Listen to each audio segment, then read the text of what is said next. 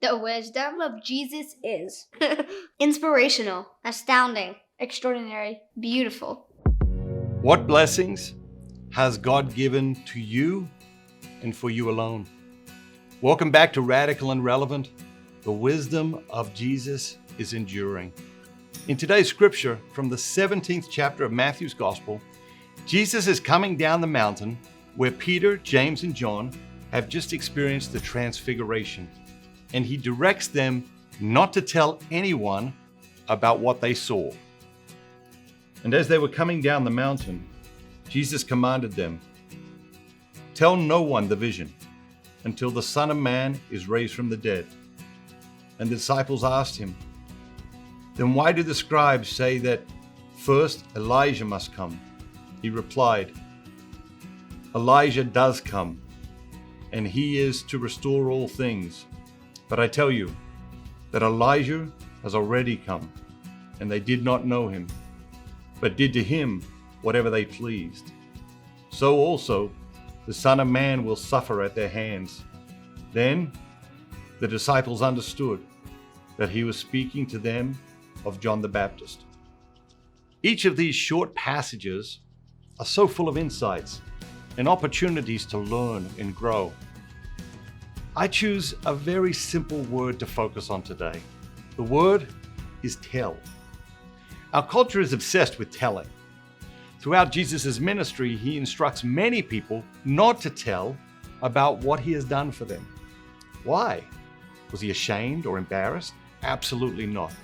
Did he not want word to spread? I don't think so. That was inevitable. There is another reason I think we should explore. There's a beautiful phrase in the scriptures just after the shepherds and the magi have visited the infant Jesus. They had prophesied about how great Jesus would be and shared what the angels had said about him. Then the passage ends with this simple and beautiful phrase. Mary treasured all these words and pondered them in her heart. Mary sensed they were for her. She didn't post them on social media. She didn't gossip with her friends about them. She treasured them. She pondered them in her heart. And the heart is a very private place. In the same way, some things you should keep to yourself and for yourself.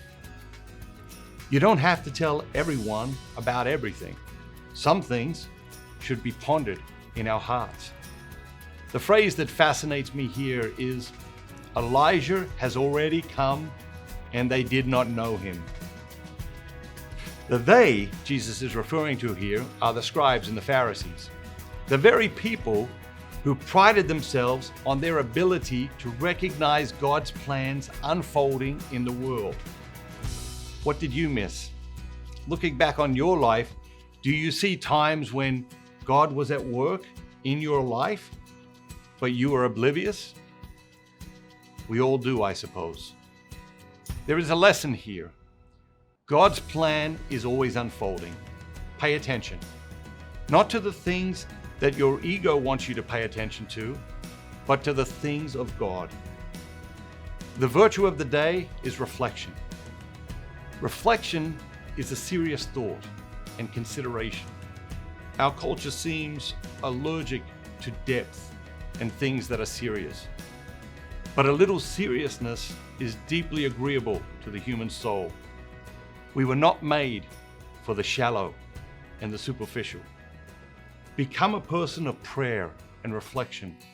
Learn to be still and quiet and reflect on the ways God has worked in your life, the ways God is working in your life, and the ways God will work in your life in the future. The gospel of Jesus Christ is as radical and relevant today as ever before.